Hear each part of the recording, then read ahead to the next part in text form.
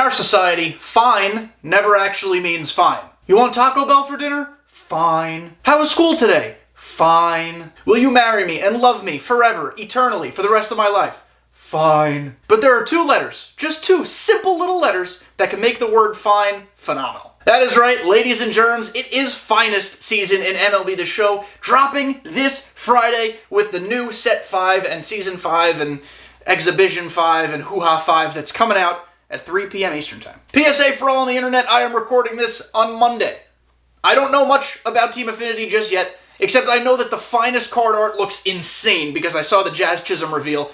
I'd be stunned if he was the Marlins' finest. We're going to get into that momentarily, but that's all I know at this point. Please let them be 99s, otherwise I'm going to cry. Welcome back to Whiteboard Wednesday, everybody, the MLB The Show content series that doesn't include any gameplay. It's just me and a whiteboard talking about all sorts of wide-ranging topics in MLB The Show. This week, you guessed it based on the title of this YouTube video, you're all very smart, we're predicting every team's Team Affinity 5 card. With the way Finest works, so many teams are going to get multiple cards anyway, they just won't be available through this Team Affinity path, most likely. I'd imagine there will be choice packs, maybe a new chase card. There will be a variety of ways to get other Finest cards, events, World Series, Battle Royale, etc. We're just predicting the Team Affinity ones. Stuff to keep in mind here as we're going through this journey across all 30 teams. Because of sets and seasons, duplicate 99s don't matter anymore. We have about 84.99 Kyle Schwarbers, so if a player's deserving, a player's deserving. And because of the way SDS does the finest content drop every year, we have to be very intentional about how we choose starting pitchers and relievers. There have to be some of them.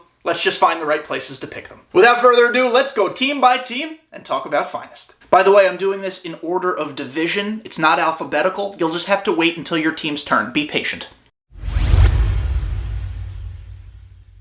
In my opinion, the Baltimore Orioles of Baltimore will be receiving a Gunnar Henderson finest card. He's going to be the American League Rookie of the Year. He's one of the only Orioles we haven't gotten like a super juicy card of out of players who deserve it, obviously. And I think this is the perfect opportunity to do so.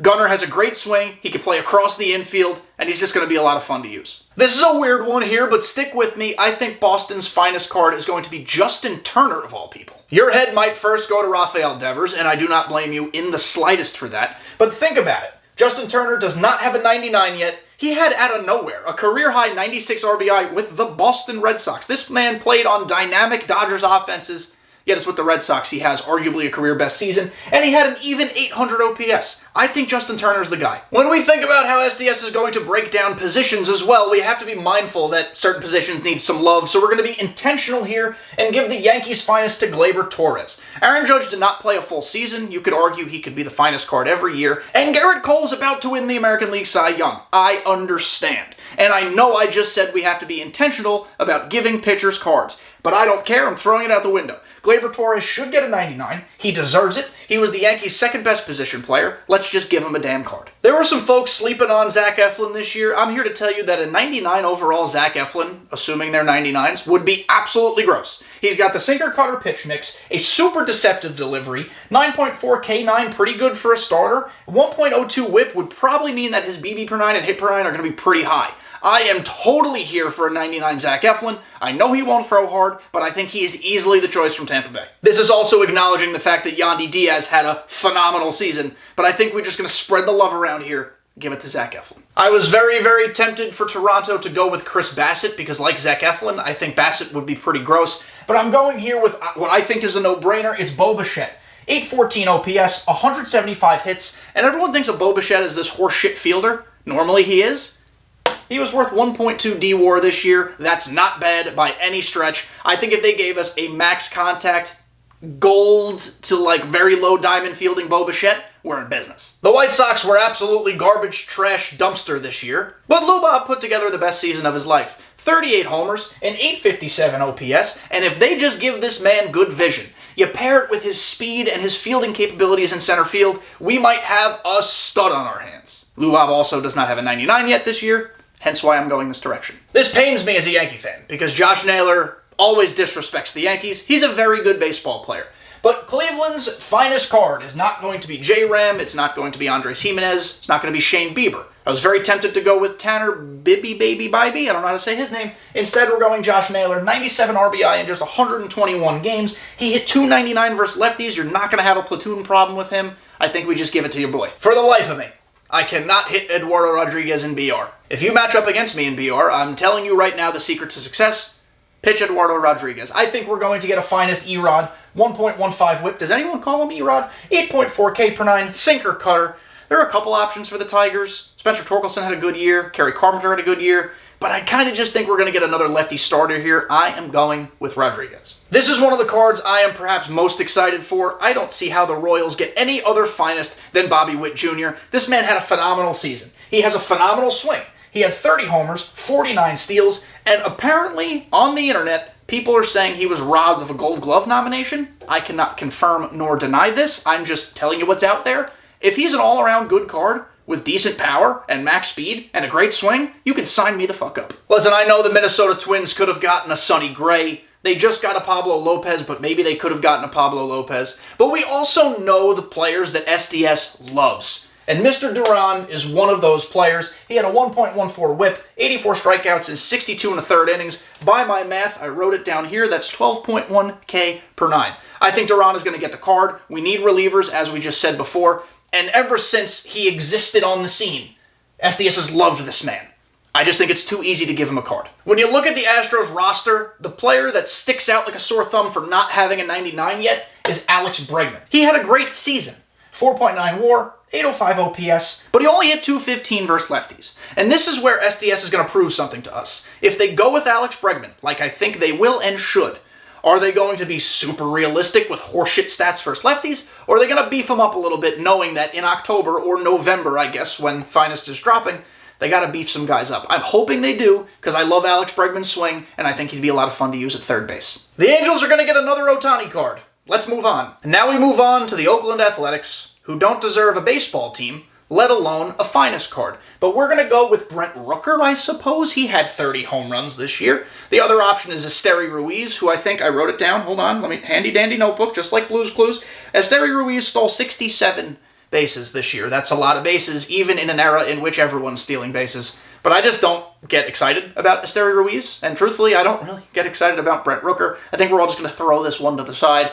But look out for Mr. Rooker on Friday. Julio Rodriguez beats out guys like George Kirby and Luis Castillo for the Mariners' finest. I know we very recently got a lightning card of his, but he had such a phenomenal season. 32 homers, 37 steals, 180 hits. If they give us a J-Rod that's got like 110 vision, we're talking about a very viable card. His current lightning card just doesn't have enough vision to work. It's very evident that you could just attack him inside with hard stuff, and it's very rare that you're going to turn on it. But if they juice him up there, I'm excited. Choosing finest for the Rangers and then later on the Diamondbacks is pretty tough, because we don't know who's about to get a 99 postseason card, but I can tell you one player from the Rangers who will not be getting a 99 postseason card, and that is Marcus Semien.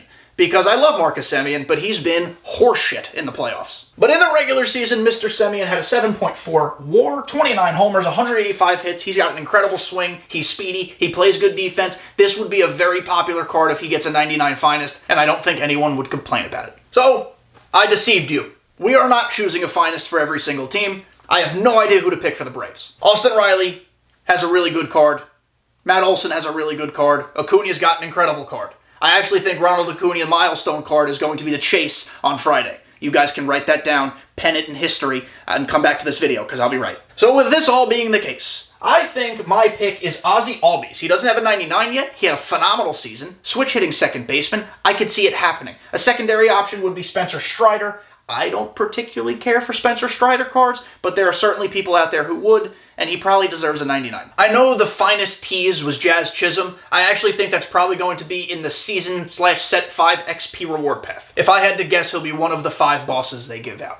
Because there's no way Jazz Chisholm this year actually deserves like a season-long finest card for the Marlins. I think it has to go to nobody else than Luis Arraez. He has max contact, absolutely, and he had a little bit of pop in the second half. If they could find a way to finagle with his power a little bit, he might be glitchy. Internet, this one hurts me to say, because Francisco Lindor is my arch nemesis, and I think people who use him love getting bailed out.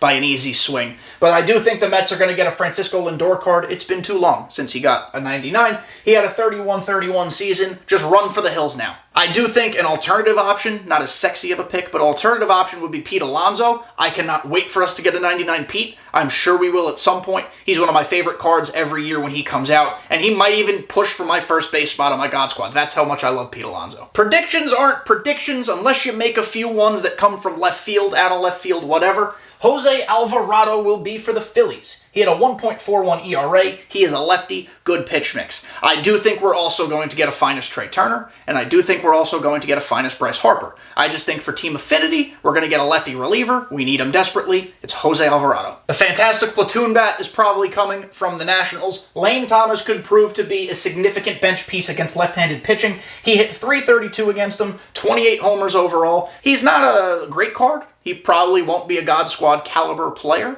but on that bench, he might have some utility. We're on the home stretch, just 10 left. The Chicago Cubs are getting Justin Steele, Cy Young candidate, lefty starter, 9.1 K per nine. This man had 20 quality starts in 30 games. An incredible season for Justin Steele. Now, a caveat. I think he's one of the most hittable pitchers in MLB The Show.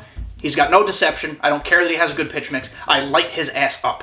So if they do give us a finest Justin Steele, I can't wait to face him. I believe the Cincinnati Red Stockings are going to get a criminally underrated player. Everyone talks about Ellie De La Cruz and Matt McClain and this and that. Whatever. Spencer friggin' Steer. 820 OPS, 23 homers, 271 batting average, the heir apparent at first base to Mr. Joey Votto himself. I think a Spencer Steer card would be a lot of fun. Certainly a little different. Maybe not God Squad worthy, but just a fun card to use. Sign me up immediately for the best Devin Williams card we've ever seen. 1.53 ERA, .92 whip, 13.3 K per nine, and perhaps the most miraculous thing, unless my research is incorrect, which it might be, please correct me, the man only allowed 26 hits in 58 and 2/3 innings. The Milwaukee Brewers have an ace of a closer. He's incredible. I can't wait for him to get a finest card. It's at this point in the year in which SDS usually throws logic completely out the window and gives us a 99 finest Brian Reynolds card that's better than Mickey Mantle. Brian Reynolds had an okay season. Maybe Pirates fans are a little higher on how he performed. Just a cursory glance at his stats shows me that he was just good. Of course, a great outfielder, an all-star caliber outfielder. But this season might not have been what you'd normally see from Brian Reynolds. But don't worry. No. He will get the best outfield card you've ever seen on Friday. Who had the highest OPS on the Cardinals? Wasn't Nolan Arenado. Wasn't Paul Goldschmidt. It was Wilson 2Ls Contreras. I know, I was shocked too. His 826 OPS was phenomenal. He has a really good swing, and we have to remember here, finest in Team Affinity is about position flexibility. We need some catchers. We're going to get one with the Cardinals. I believe the Diamondbacks are going to get Zach Gallen. He's just had an postseason. Not horrible, but not great. So I don't see him getting a World Series card. Maybe I'm wrong, but I don't think so. He had a 9.4 K per nine this season. He was a Cy Young candidate. I don't know if you'd call this a breakout season because he's shown breakout signals in the past, but a phenomenal season by Zach Gallen. I think he's easily the Diamondbacks' finest, especially when you consider all the other players like Corbin Carroll who are probably going to get a World Series 99. What a fun young player the Rockies have found in Nolan Jones, a player who the Cleveland Guardians certainly didn't give away for nothing. LOL. Cleveland. But he had a 2020 season. The dude's got a rocket for an arm. He's going to play corner outfielder and first base. I love Nolan Jones. Sign me up. As time passes, I am less and less convinced that Freddie Freeman is an actual human being. This man is remarkable. On his way to Cooperstown. A 976 OPS this year, 29 homers, 23 steals. Anybody knew that happened? And he hit .331 with a .410 on base and a .567 slugging percentage. If Acuna didn't exist and if Mookie Betts didn't exist, this man's the MVP. I guess that's a funny thing to say. You could say that every year. But look at this. These are MVP numbers. SDS likes to do weird stuff. Very weird. And while I acknowledge that Blake Snell is the likely Cy Young winner, remember, we didn't give Garrett Cole, the American League Cy Young winner, a card, so it's not unprecedented what we're doing here. I think they're going to get strange. And Ha-Sung Kim is going to get the finest card. I do not care at all for Ha-Sung Kim as a player in the game. In real life, he's great. He has a fucking horrible swing. Horrible swing. I'm not going to touch him with a 10-foot pole. However, it's weird, it's fun, he's a spark plug. He had an insane year, and if you look at his WAR, I'm pretty sure he was like top 10 or 12. It's the one thing I didn't look up for this whole damn video. He was incredible this year. I think the Giants are going to get Logan Webb. I love using Logan Webb cards. I just pray they cheat and give him a cutter. I looked it up on Fangraphs. I don't think he's thrown a cutter since like 2020 or 2021. I don't care. You give him a cutter, his sinker-cutter mix is next to none. Such a fun card, a fun pitcher in real life and in this game, and I'd totally be down for Logan Webb. It's like Christmas morning on Friday because Finest is here, but more importantly, Set 3 is gone. I feel like we've been playing with Set 3 cards since the game came out. It's been that long. But here we are, the dawn of a new day. Thank you guys for making it to the end of this episode. I hope you enjoyed. Please let me know if I messed up any picks. And also, this video is coming out on Wednesday. They've already started teasing some stuff, and traditionally with Finest, they tease it throughout the week. So there's a good chance I've already made very incorrect decisions, and they've told me already that I'm wrong, but I don't care. But let me know your thoughts. Let me know what you think. That's the same phrase twice in different ways. I'll see you next time.